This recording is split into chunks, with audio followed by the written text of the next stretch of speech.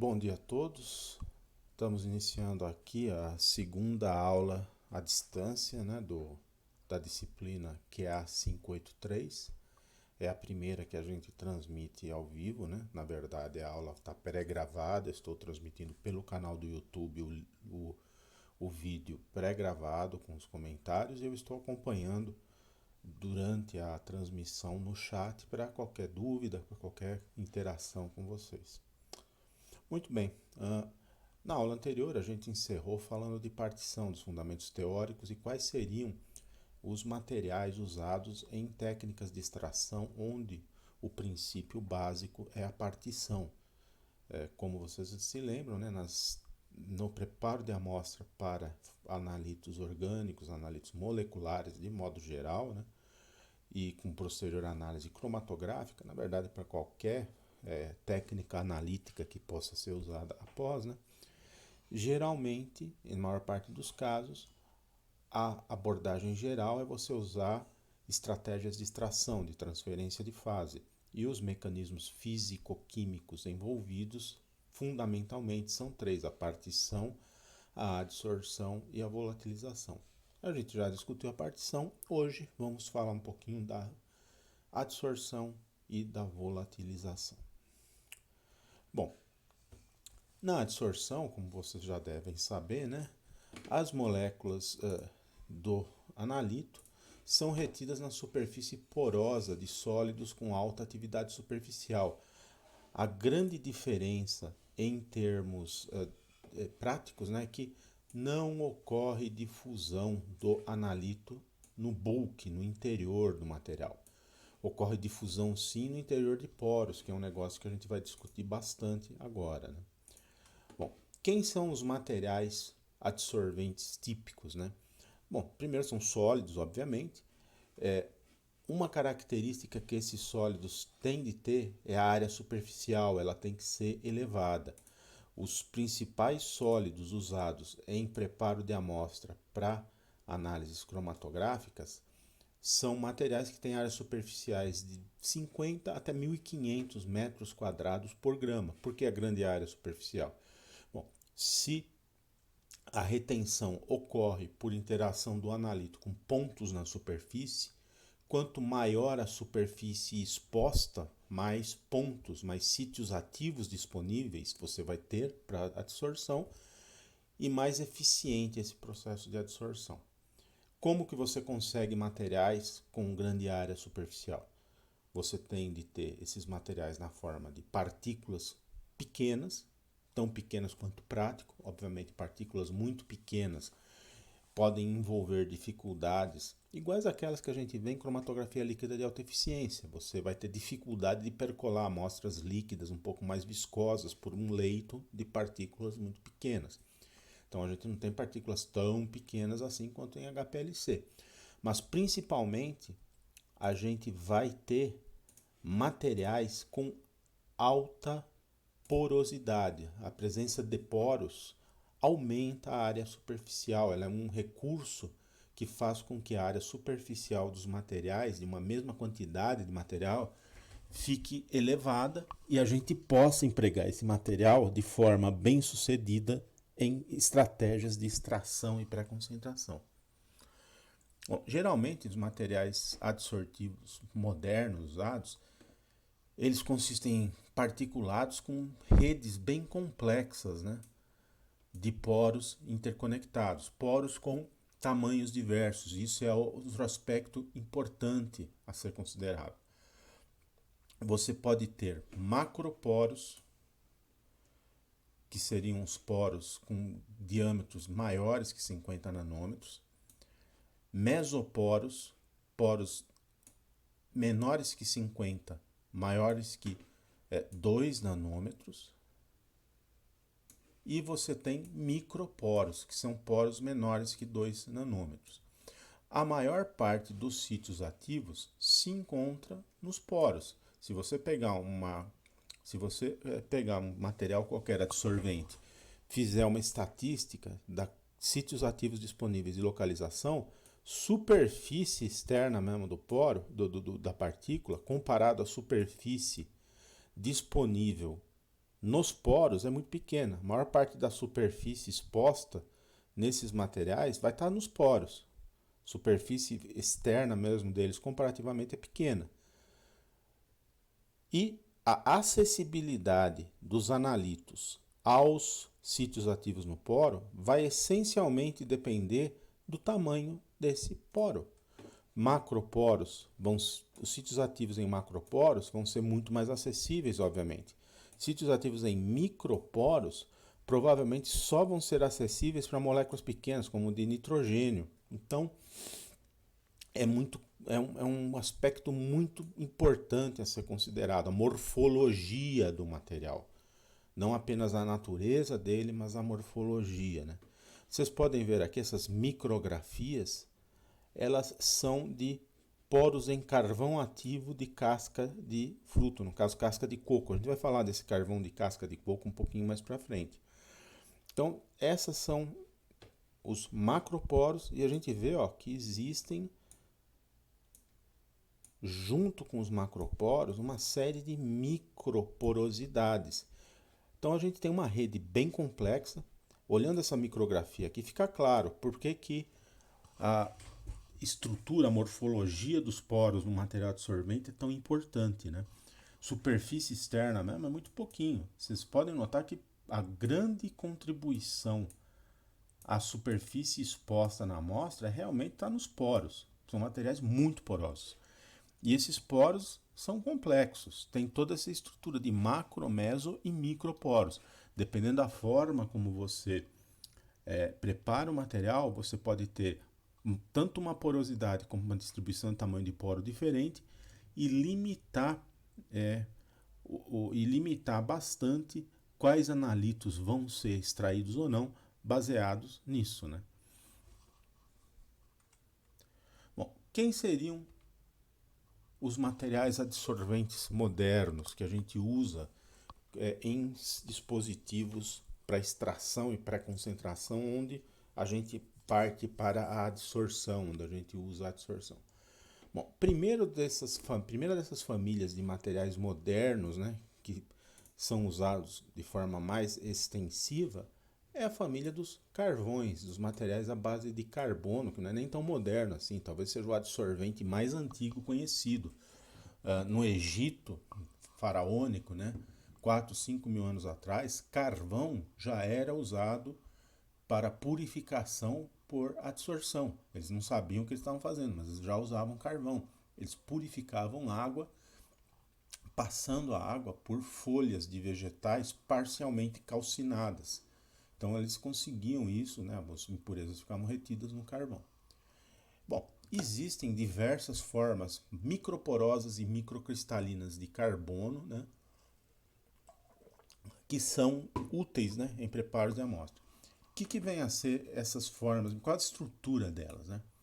Bom, são os tais carvões ativados, carvões grafitizados, peneiras moleculares carbonáceas, tem um monte de tipos diferentes, mas o que eles têm em comum é que todos eles são formados por agregados de lamelas de grafite e têm diferentes graus de cristalinidade e porosidade. Bom, vocês sabem, né, que o carvão, né, uma das formas alotrópicas do carbono, desculpe, é a grafite. A estrutura da grafite, lá no livro de QO, no livro de QI, bonitinho, etc., é um mar, né, um plano. São vários planos ilimitados de anéis com 6 carbonos interconectados. Cada um dessas lâminas que constituem a grafite é o que a gente chama de lamela, né? Bom, no carvão ativo, no carvão real, carvão natural, né? Na verdade a coisa não é tão regular assim, né? Os materiais naturais, né, sempre tem defeitos na estrutura, sempre tem falhas, sempre tem um monte de irregularidades que a gente não prevê na teoria. Bom, um aspecto importante, né, que a gente tem que levar em consideração é que o carvão puro, né, materiais carbonáceos puros, são muito hidrofóbicos. O que isso quer dizer? Se você pegar uma amostra aquosa tentar usar um carvão ativo altamente puro, 100% puro, sem qualquer modificação para extração, você não vai conseguir fazer nada, simplesmente porque o material não vai ser molhado pela amostra. A amostra não vai conseguir penetrar no leito de carbono, a água não vai penetrar nos poros. Se os poros do material não forem preenchidos com a matriz água, não tem como o analito difundir e chegar lá dentro do poro. Então isso é um aspecto importante. Dificilmente você usa o carvão puro. O carvão sempre passa, os carbonos para extração sempre passam por algum tipo de tratamento para torná-los mais hidrofílicos, para amostras aquosas e outras conseguirem lá penetrar mais fortemente.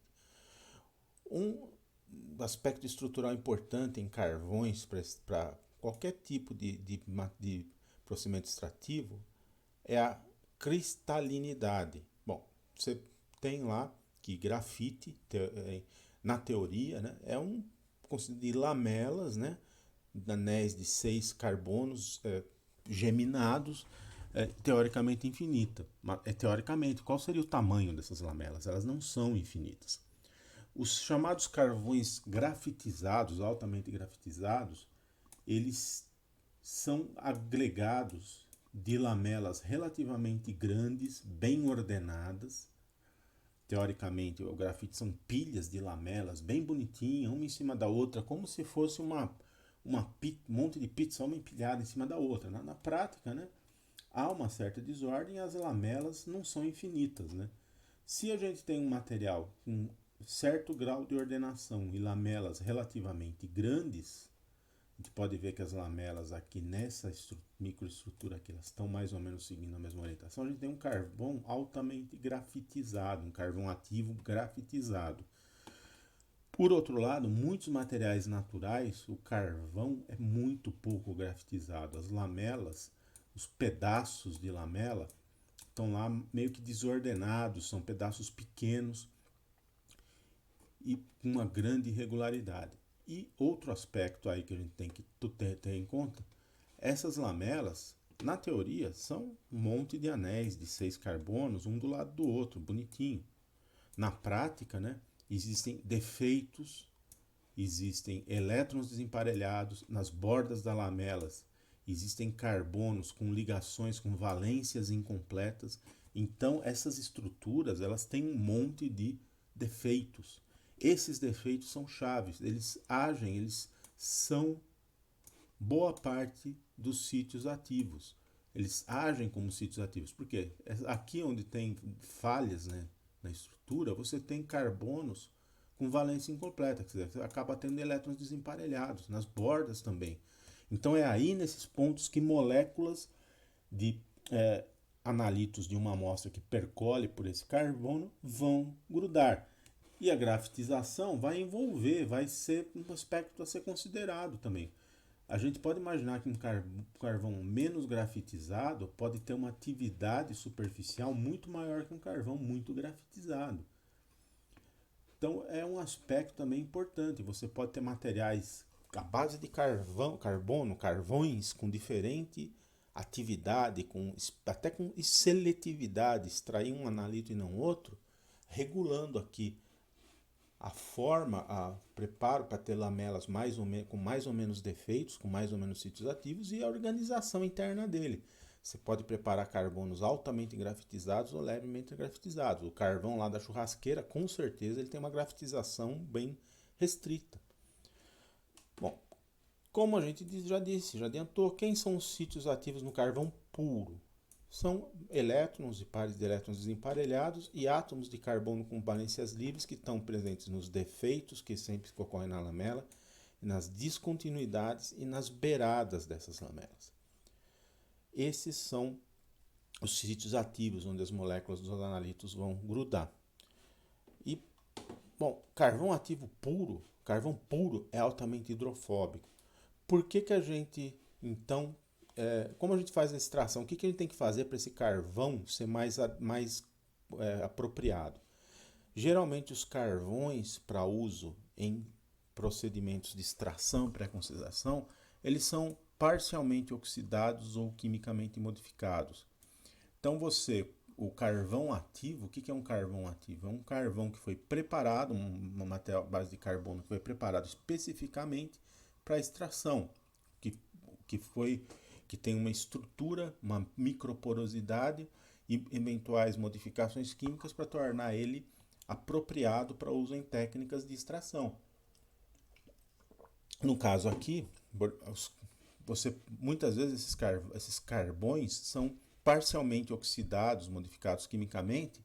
Aí o que acontece? Vai ter grupos carbonila, lactona, carboxila, às vezes até grupos nitrogenados, né, presentes, átomos de nitrogênio, tem hidroxilas, tudo por causa da oxidação, dessa oxidação que foi feita parcial, desse tratamento parcial com oxidantes, que a gente vai falar mais para frente um pouquinho. Isso faz com que esse material fique, além de mais polar e polarizável, mais molhável. A água consegue entrar, consegue interagir com a superfície, molhar os poros. O material fica muito mais hidrofílico, fica muito mais molhável. Pois bem, quem são os adsorventes de carvão? São os carvões disponíveis para uso como material para extração e pré-concentração. Essencialmente, são 3 tipos de materiais carbonados. Os carvões ativos, propriamente dito, que é uma palavra que todo mundo usa, todo mundo conhece, as chamadas peneiras moleculares carbonáceas e os negros de fumo. Bom, quem são os carvões ativos? Bom, carvão ativo é um material que você prepara a partir da pirólise de materiais biológicos.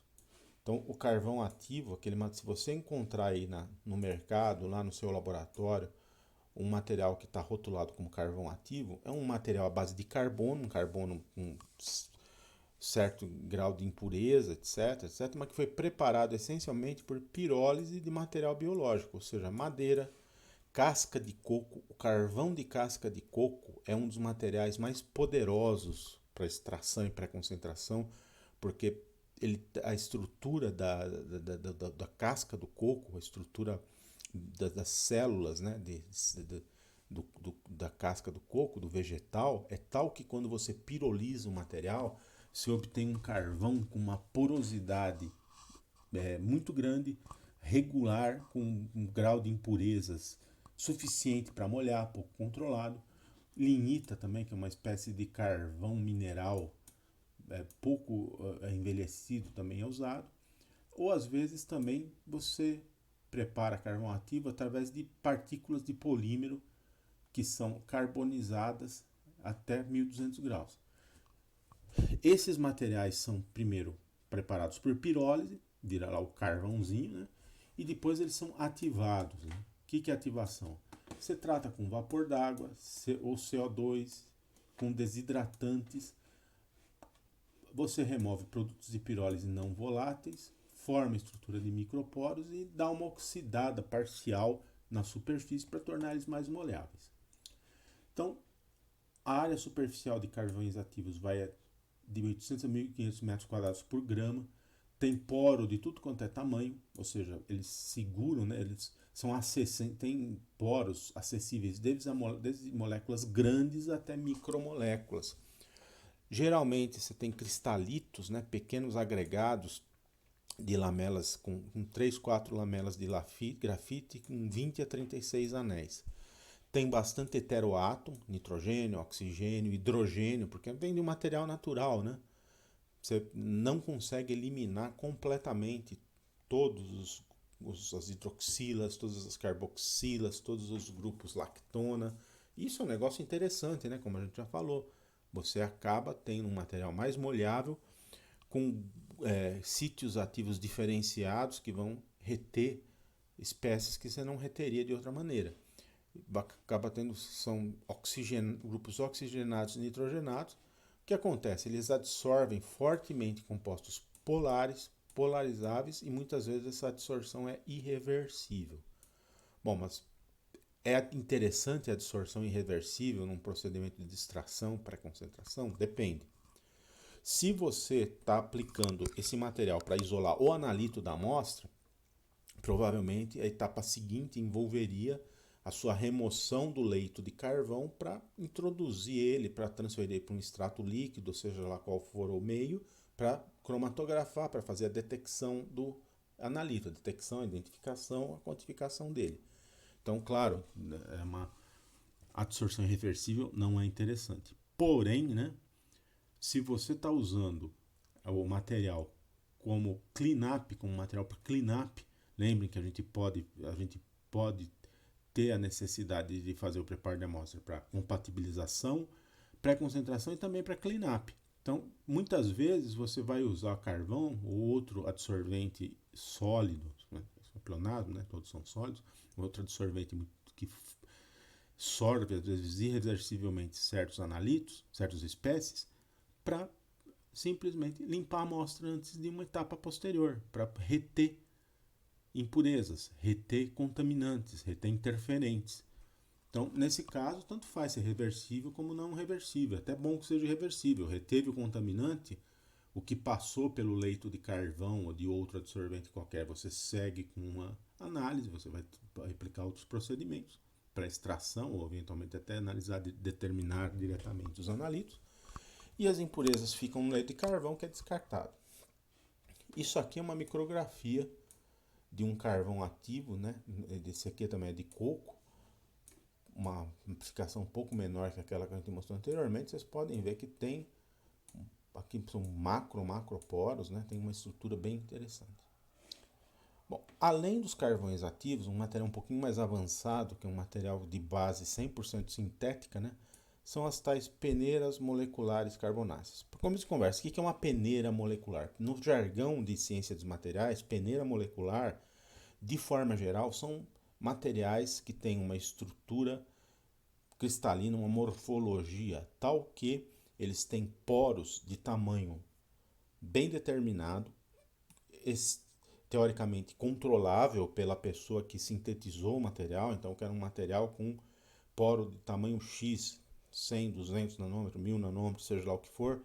Você sintetiza um material que no final resulta poros exatamente com aquele tamanho, não uma estrutura microporosa caótica, com poro de tudo quanto é tamanho. Existem peneiras, por isso ele chama peneira molecular, porque no fundo parece uma peneira, né? Tem um funcionamento próximo de uma peneira. Entra naquele poro moléculas com tamanho até o da largura do poro, outras não são retidas, não vão lá dentro, não vão ser absorvidas. Existem carvões preparados de tal maneira, principalmente por pirólise de polímeros halogenados e sulfonados, como cloreto de polivinila, que se você pirolizar eles cuidadosamente, pegar as partículas do polímero, pirolizar em condições controladas, você tem partículas bem regulares, aqui são partículas de carboxen, que é uma dessas peneiras moleculares carbonáceas, você vê que são bem regulares, são esféricas,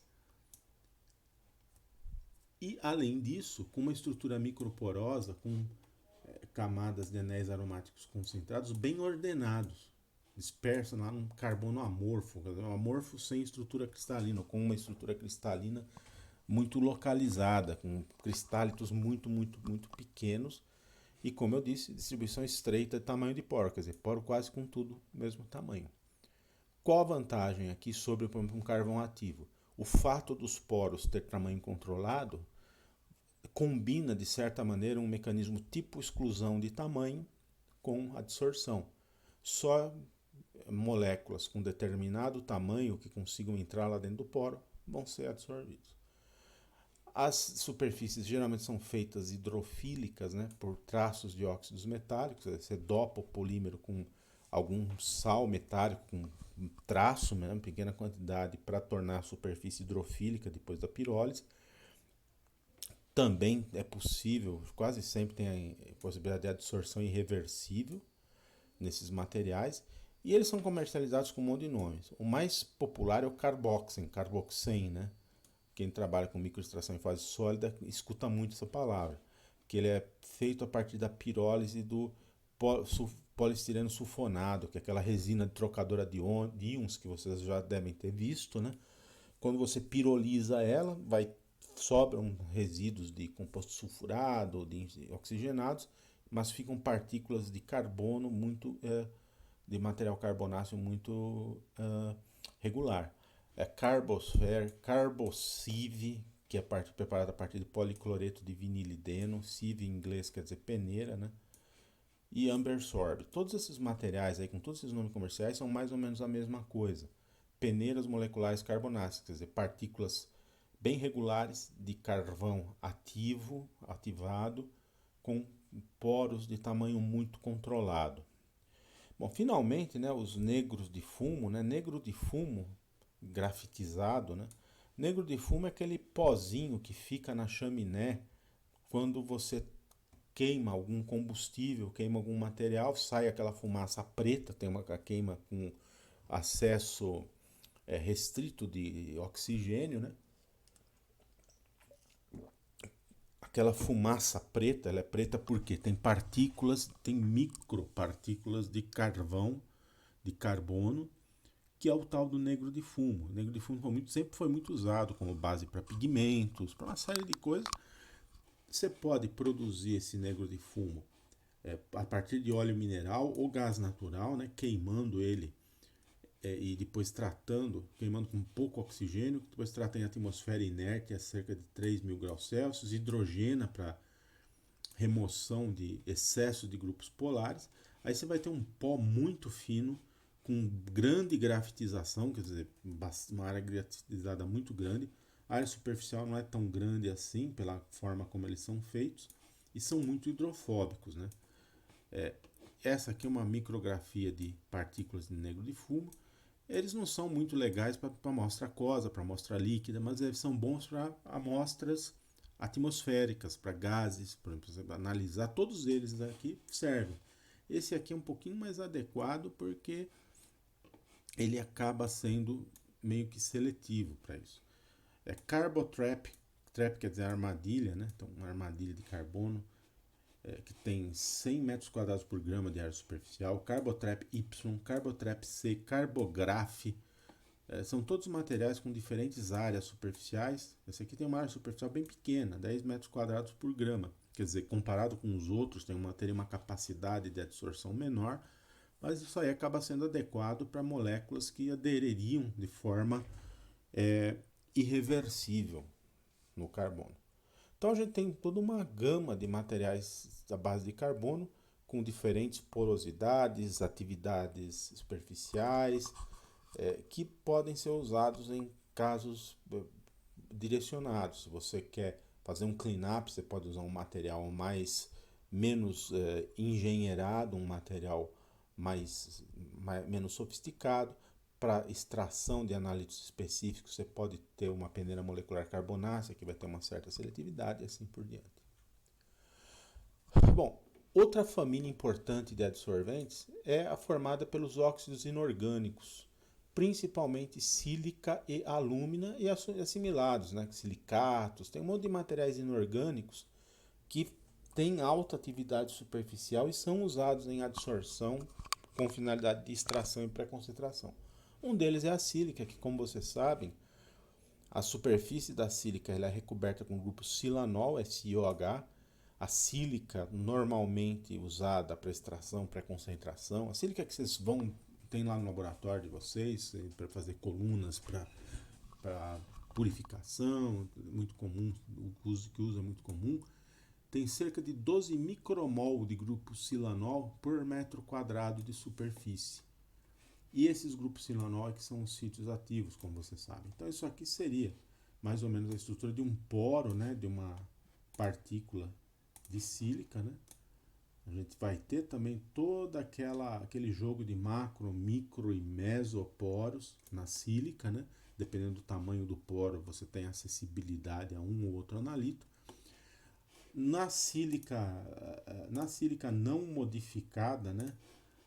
A superfície é hidrofílica, ao contrário do carvão, Então, amostras aquosas são bem-vindas sem qualquer modificação e ela é levemente acídica, ela é doadora de prótons por causa do grupo silanol. O silanol é um doador de prótons bastante efetivo, ou seja, você vai ter retenção de compostos básicos muito acentuada em materiais que têm silanol. E a morfologia da superfície envolve também você ter grupos silanol isolados, que estão lá sozinhos na estrutura, não tem nenhum vizinho perto para competir com eles, como esse aqui. Grupos silanóis vicinais, como esses dois silanol que estão ligados no mesmo silício, já vão ter uma atividade diferente, vão ter um comportamento diferente. Dois silanóis vicinais não vão ser sítios ativos tão efetivos quanto um silanol isolado, porque um acaba competindo com o outro, um acaba interagindo com o outro. E grupos silanóis que a gente chama de geminados, aqui um do lado do outro, em carbonos diferentes, que eles podem um interagir com o outro por ponto de hidrogênio, da mesma forma não ser tão efetivos. Então, as moléculas aí são retidas na superfície da sílica por interações eletrostáticas com o silanol e formação de ponte de hidrogênio, tanto doando como recebendo próton. Então, por exemplo, heptano, como ele vai ser retido na superfície de sílica? Esse grafiquinho aqui mostra, né, uma simulação molecular, como que uma molécula de heptano acaba se ordenando, como acaba se coordenando numa superfície de sílica. Você tem interações tipo dipolo induzido, né, entre o silanol e o heptano. Então o heptano acaba ficando retido aqui na superfície por interações dipolo induzido com esses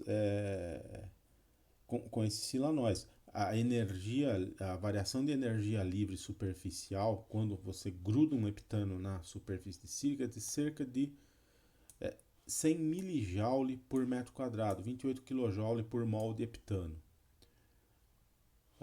No caso de benzeno, né, você também vai ter interações dipolo induzido e um pouquinho de doação de próton.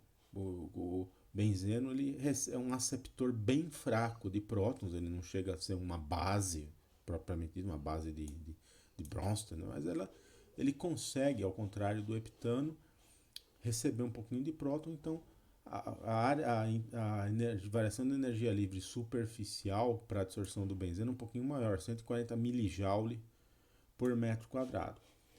A acetona, está aqui mostrado, né? A acetona, além de forças de Van der Waals que vão ocorrer com a parte alquílica, né, ela também vai interagir fortemente com silanóis por pontes de hidrogênio, onde a acetona recebe o próton, né, onde ela funciona como aceptor de próton. Né. Variação de energia livre superficial na absorção da acetona, 160 milijoule por metro quadrado, já maior que do benzeno e muito maior do que heptano. Propanol, ele tanto doa quanto recebe prótons. Ele tem uma hidroxila, né? Então, além de forças de Van der Waals aqui na cadeia alquílica, você também vai ter interações de doação e acepção de próton com o silanol. Você acaba tendo uma variação de energia livre superficial, né? Não faz sentido falar de variação de energia livre por volume de solução, não tem uma solução, por área, né, envolvida, de 180 milijoule por mol. E a água, né, além de forças de Van der Waals, ela doa e recebe prótons muito bem. Então, por isso, variação de energia livre na absorção de água é muito grande, né, muito maior que a dos outros. A gente tem uma variação de energia livre superficial na absorção de água na sílica de 460 milijoule por metro quadrado. Por isso que a absorção de água é às vezes até irreversível, é quase impossível você remover totalmente a água da superfície da sílica. Bom, além da sílica, né, outro adsorvente importante aí, quando a gente fala de óxido, da família dos óxidos inorgânicos, é a alúmina, que é o óxido de alumínio hidratado. Na verdade, os óxidos de alumínio hidratado, porque você consegue ter diferentes graus de hidratação, até 6, né? Então a alúmina completamente hidratada consiste em Al2O3 mais 6 águas, e dependendo da forma como você prepara, você pode ter mais ou menos águas de hidratação e várias formas cristalinas. Existem 6 formas cristalinas diferentes da alúmina. Bom, a alúmina hidratada ela tem hidroxilas, assim como a sílica, né? Ela tem hidroxilas superficiais que, dependendo da forma como esse material é tratado termicamente, né? Chamada alúmina termicamente tratada, ela perde um pouco de água. Você pode ter superficialmente íons Al+, grupos AlO-, que são ácidos e bases de Lewis. Então, a alúmina termicamente tratada, a alúmina ativada, ela adsorve por causa desses grupos hidroxílica superficial, como a sílica, quando vem da água atmosférica. Esses grupos são ácidos e Bronsted.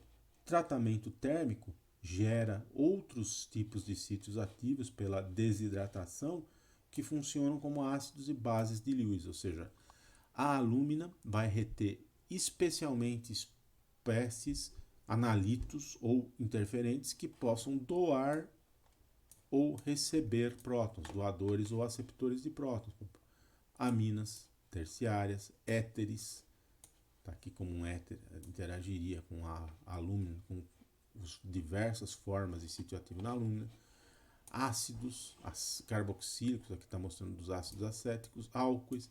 Então, esses grupos, esses analíticos seriam especialmente retidos em alúmina, né? E por fim, né, outro tipo de óxido inorgânico, na verdade não é um óxido, é um material assimilado, né, são as zeólitas. Zeólitas são aluminosilicatos hidratados. Existem zeólitas naturais. A argila é uma zeólita natural, né? É um aluminosilicato, né? É uma estrutura que você tem um esqueleto de óxido misto de silício e alumínio, com proporções diferentes de silício e alumínio, e cátions metálicos contrabalanceando aí a carga, mas uma hidratação variável. Esses cátions metálicos podem ser sódio, potássio, lítio, prata, amônio, uma infinidade enorme, né? As zeólitas naturais geralmente é sódio e potássio, o cátion que você tem contrabalanceando. As alúminas sintéticas que você prepara em laboratório pode ter qualquer coisa, bário, prata, praseodímio, tem um monte de coisas, dependendo da proporção silício e alumínio e do coquetel de cátions que contrabalanceia, você pode ter zeólitas com estruturas as mais diversas. O que elas têm em comum? Poros com tamanho regular e controlado. Então, zeólitas são óxidos, na verdade não são óxidos, né? São aluminosilicatos, né? Com porosidade muito controlada, e só moléculas com tamanho bem restrito, né? Com tamanho que consiga penetrar aqui nesses poros, é que vai ser absorvida nos sítios ativos que tem lá dentro. Então, os zeólitas são peneiras moleculares extremamente eficientes. Na verdade, peneira molecular, se não tiver um outro qualificador, é quase um sinônimo de zeólita. Então, você falou, peneira molecular 5A é um material muito usado na purificação de gases para eliminar a umidade de gases, por exemplo. Ela acho que não, é 13A, que é para umidade. É uma zeólita com porosidade tal que só água entra naquele poro. Finalmente, existem também materiais orgânicos que são adsorventes. Essencialmente, são polímeros orgânicos, todos eles sintéticos, né? Que tem um número enorme de materiais com características diferentes, polímeros lineares, não lineares, homogêneos, heterogêneos, ou seja, misturas de polímeros, entrecruzados, não entrecruzados. Então, são materiais sintéticos. Então, você pode, né, sintetizar eles com pureza elevada, porosidade e tamanho de partícula muito bem controlável, ao contrário de materiais naturais, estrutura controlável, quer dizer, você vai ter só os grupos estruturais que lhe interessam. Cada tipo de grupo estrutural vai ter um tipo de interação com as espécies químicas que entram em contato com ela, ponte de hidrogênio, dispersão. Então você tem materiais que você pode regular de forma fina a seletividade, ele vai só reter o que lhe interessa. Então, nomes comuns desses materiais, desses polímeros porosos usados para extração e pré-concentração: Tenax, Cromosorb, Porapac, Amberlite, são todos nomes que vocês vão encontrar frequentemente na literatura de preparo de amostra. São adsorventes à base de polímero. Tenax, os diversos materiais chamados Tenax são os óxidos, ou polióxido de 2,6-difenila parafenila. A gente vai mostrar uma hora mais para frente a estrutura. Tem áreas superficiais relativamente pequenas. Eles são muito interessantes porque a temperatura máxima que eles suportam sem decomposição é alta. 450 no caso do graus, no caso do Tenax GC, 300 no caso do Tenax TA. Quer dizer, você pode absorver moléculas pequenas nele, depois dessorver termicamente, aquece, você dessorve porque vaporiza. Isso é muito interessante. Cromosorb é um nome comercial que se dá a uma série enorme de polímeros entrecruzados, estireno de vinilbenzeno, Cromosorb 101, 102, poliestireno entrecruzado, é o 103, resinas acrilonitrílicas de vinilbenzeno, entrecruzadas com divinilbenzeno, um copolímero, né, nesse caso. Então tem um monte de tipos diferentes de Cromosorb, né, da Jones Manville, a empresa que é detentora da patente desses materiais, né, que tem áreas superficiais diferentes, a temperatura máxima de uso deles é limitada, né, então não dá para confiar muito em dessorção térmica, você acaba arrebentando lá o seu polímero, mas cada um deles vai extrair coisas de tamanho, de polaridade diferente. Porapac é uma outra família enorme de materiais adsorventes, são também resinas de vinilbenzeno, vinilpirrolidinona, etilenoglicol, dimetilacrilato, cada um deles, Porapac N, P, Q, R, é um tipo de resina diferente, uma porosidade diferente, também temperaturas máximas de uso um tanto limitadas. E as resinas Amberlite, existem dois tipos de resina Amberlite. Existe uma família de resinas Amberlite que é trocadora de íons, e essas aqui são resinas Amberlite para adsorção, né? Outro nome comercial, copolímeros estireno de vinilbenzeno, polimetracrilato, que também são úteis para adsorção. Comparado com os óxidos, com os carvões, as atividades superficiais delas são bem menores, então a adsorção é muito mais fácil de reverter, elas não retêm tão fortemente assim. Então acaba sendo um pouco mais conveniente, não para cleanup, mas para adsorção de analitos, para reversão, para depois absorve, você pesca o analito da sua amostra, depois dessorve num extrato líquido, direto num cromatógrafo, num espectrômetro para análise. Bom, qual a relação que existe entre concentração e a massa que você adsorve? Na partição, essa relação é dada pela constante de distribuição. Na adsorção, a coisa é um pouquinho diferente. Também é um processo de equilíbrio. Você pode associar a concentração, a concentração superficial adsorvida. Não faz sentido você falar em concentração do analito no adsorvente, porque não é um processo de formação de solução. É a concentração superficial. Quantos mol, grama, micromol de analito por metro quadrado de superfície do adsorvente é retido no equilíbrio.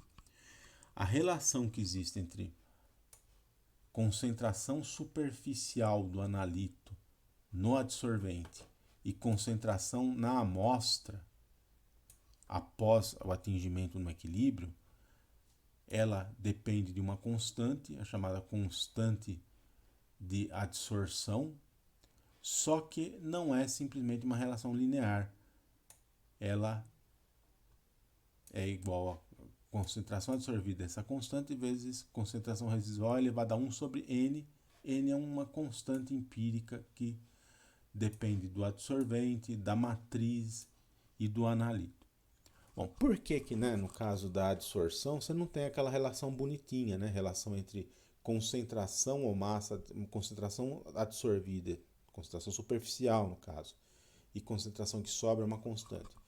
Bom, o processo de adsorção, pode ser feita uma analogia com a ocupação de vagas em um estacionamento. Na partição, não existe a priori um número máximo de moléculas que você pode dissolver em um solvente. Teoricamente, se for uma solução ideal, é infinito. Você pode ter qualquer fração molar de soluto no solvente. Vai ter uma solução de saturação, mas aí é outra história.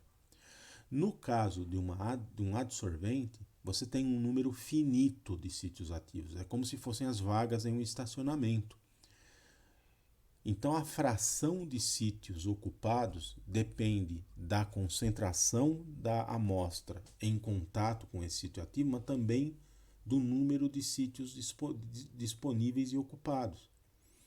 Ou seja, à medida que você vai prosseguindo com a ocupação dos sítios ativos, vai ter cada vez menos sítio disponível e a fração, a relação entre concentração da amostra em equilíbrio e concentração absorvida vai mudando.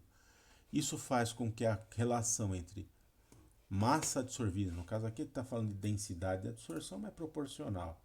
A relação entre quantidade absorvida e concentração residual não seja um negócio linear, bonitinho, que nem é na partição, que a relação entre as duas simplesmente é uma constante. Você segue curvas com esse formato, ou seja, a massa absorvida não é necessariamente proporcional à concentração inicial e, portanto, final. E isso pode ser um problema. Por quê? Imagina lá que você está usando a adsorção como uma de suas etapas de preparo de amostra para remover o analito da amostra, para isolar o analito da amostra. Dependendo da concentração na amostra, você pode isolar frações diferentes. Então você otimizou o seu método, você fez uma curva analítica usando soluções padrão com determinada faixa de concentração. Para uma amostra com concentração muito maior ou muito menor, provavelmente a relação que vai existir entre massa absorvida e concentração vai ser diferente, por causa desse fenômeno da absorção ser ocorrer em número limitado de sítios ativos. Se você tem uma concentração baixa do analito e para casos onde esse N é próximo da unidade, em muitos casos ele a isoterma fica linear, só que são as chamadas isotermas de adsorção. Por que isoterma? Porque ela só vale para uma temperatura constante, você mede ela sempre a mesma temperatura. Você expõe uma quantidade fixa de adsorvente a quantidades variáveis, concentrações variáveis de analito e vê quanto absorveu. Obviamente, depende da temperatura, então você tem que fazer isso a uma temperatura constante para apurar essa relação, por isso isoterma, né? Concentração baixa de analito quer dizer o número de sítios ativos ocupados vai ser muito menor que o número de sítios ativos disponíveis. Ele vai ser virtualmente infinito comparado ao número de sítios ocupados. Então, aí vai ter um comportamento bem parecido com o da partição em termos quantitativos. Aí, você vai ter uma relação tipo constante de equilíbrio. A relação entre concentração extraída superficial e concentração que sobra é uma constante de adsorção, simplesmente similar à constante de distribuição. Para concentrações elevadas do analito, começa a ter esse problema de já não ter tanto sítio ativo disponível e a relação não é mais linear. Então vai existir o tal do desvio da linearidade na adsorção. Isso é importante, frisando, quando você está falando de um protocolo de preparo de amostras para análise quantitativa. Você está pensando lá que a massa que você extraiu, conseguiu isolar do analito, sempre vai ser proporcional à concentração da amostra, ou uma extração exaustiva, ou uma extração de equilíbrio, a gente vai falar disso mais adiante, e não é. Bom, esses desvios de linearidade vão ocorrer principalmente em amostras líquidas. Por quê? Porque a molécula do solvente, no caso a água, ela também vai ser absorvida. E na verdade você vai ter competição entre a molécula de analito e solvente pelos sítios ativos. Aí você pode ter problemas.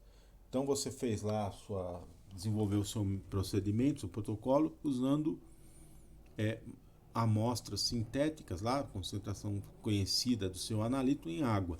Você chega lá, a amostra que você vai usar não é mais água pura, é, por exemplo, água contendo sais. Então, a constante de adsorção vai ser diferente, porque a atividade da água vai ser diferente. Então, esse caso aí é bem problemático. E amostras com moléculas que são muito fortemente adsorvidas e outras menos fortemente adsorvidas, o que pode acontecer?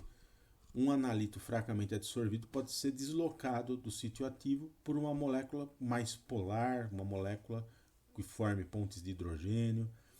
Ou seja, você otimizou o seu método lá usando amostras, soluções sintéticas contendo X microgramas por litro, de X até Y microgramas por litro do seu analito. Aí a amostra real contém, além do seu analito, um outro analito, uma outra espécie que vai ser fortemente absorvido. O equilíbrio, a concentração extraída vai ser diferente. Então, isso é um problema.